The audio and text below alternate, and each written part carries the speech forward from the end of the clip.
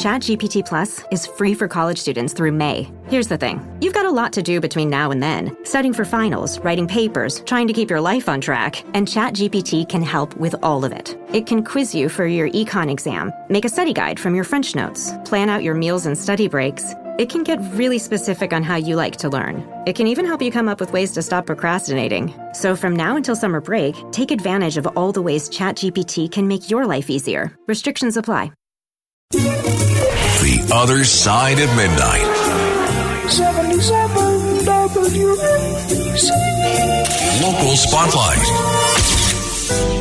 Good morrow, everyone. This is The Other Side of Midnight on 77 WABC. I hope you had a great weekend. Well, folks, it's official. Congestion pricing is here. Hooray, hooray. If you're one of the millions of people who have the audacity to drive into Manhattan, you'll now be greeted with an extra toll for your troubles, starting at $9 a pop and set to rise to $12 by 2028. This program is the first of its kind in the United States. But while city officials celebrate what they claim is a revolutionary step forward, firefighters, New York's bravest, are sounding the alarm on a looming public safety crisis. Here's the deal. The FDNY has raised serious concerns about how this toll will impact their operations. Many firefighters rely on their personal vehicles to travel between firehouses when extra manpower is needed. But with this new toll, it's becoming financially impossible for them to do so. The department has just 15 vans to transport 200 firefighters daily between stations. These vans, typically used for critical tasks like picking up equipment or helping injured members, will now be stretched to the breaking point.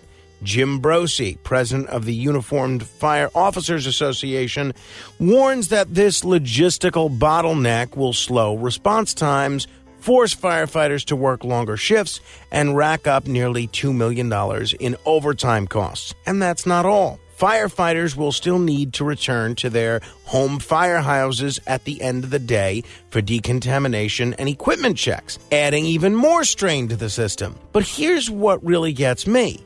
The FDNY asked for a modest exemption, not for the entire department, not for every civil servant, just for the firefighters who work in the congestion zone. And the city said no. Let's talk about what's at stake. Manhattan is one of the most complex places in the world to fight fires. Every building is unique. Losing experienced firefighters because they can't afford the toll or because they're sick of these new headaches means losing critical institutional knowledge.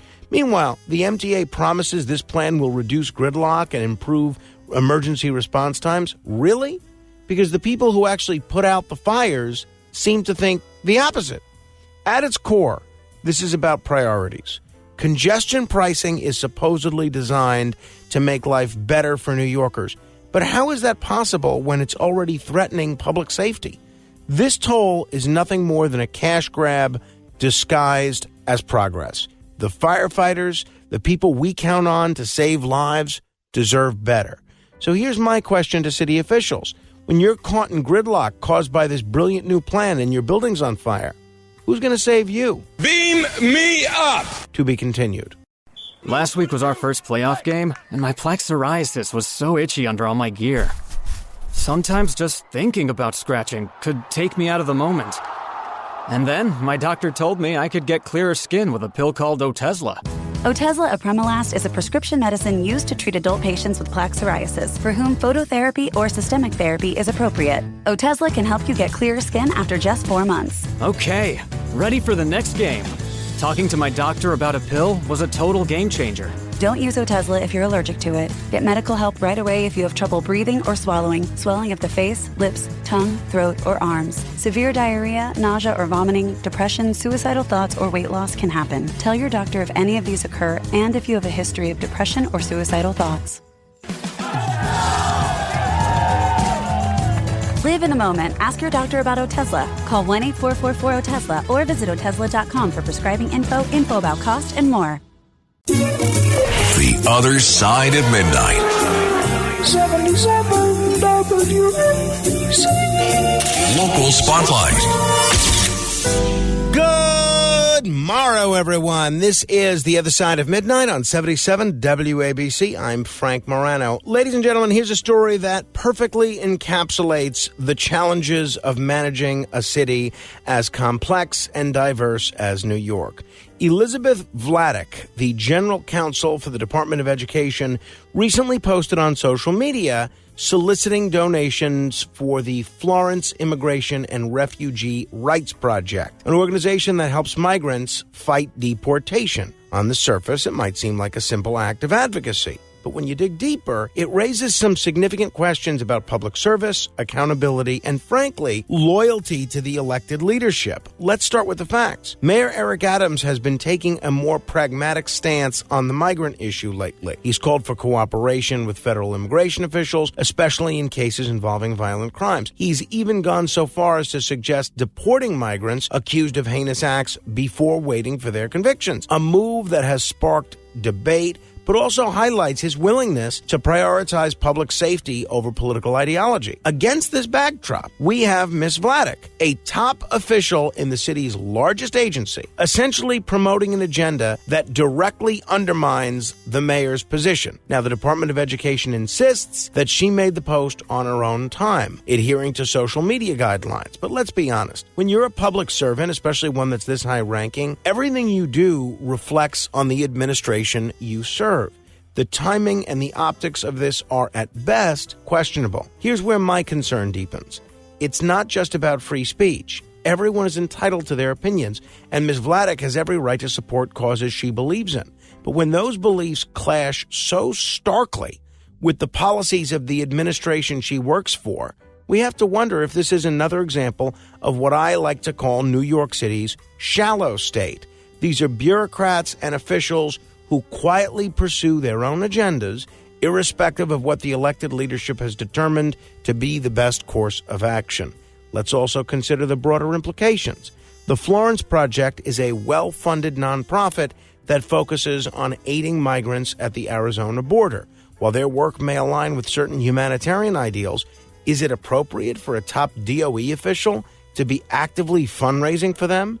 Especially as New York grapples with its own migrant crisis, the city's resources are stretched thin, and its policies are evolving to deal with this unprecedented influx. Shouldn't city officials be focusing their efforts on challenges that we're already dealing with, the challenges that are already here, instead of wading into broader national debates? Bottom line, when individual agendas take precedence over collective leadership, it's the public that ultimately pays the price. Beam me up! To be continued. Your snacking routine can get a little dull. Time for an Oikos remix. Like a crunchy storm of sea salt praline pretzels, dark chocolate, and butter toffee, showering down into a smooth, creamy yogurt. Enjoy 3 Oikos Remix varieties with epic mix-ins and 11 grams of complete protein per 4.5-ounce serving. See RemixYogurt.com. The Other Side of Midnight. 77 WABC. Local Spotlight. There's something deeply disappointing about a story that starts with hope and community spirit and ends with a courtroom and handcuffs. For months, we covered the quirky charm of the Bedstuy Aquarium, a makeshift goldfish pond born out of a leaky fire hydrant. It was a story about creativity, neighborhood pride, and the simple joys of watching fish swim in 2 inches of water on a cracked Brooklyn sidewalk. Or so we thought. Now we know the truth behind the so-called aquarium and its co-creator, Haj Malik Lovick. As it turns out, this wasn't just about fish or community engagement.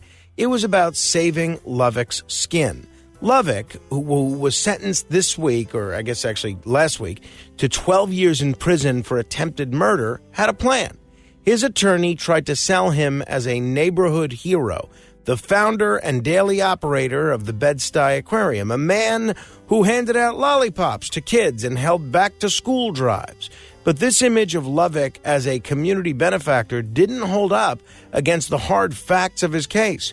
In June of 2023, outside the Lovers Rock Bar, Lovick got into a petty argument that escalated into violence.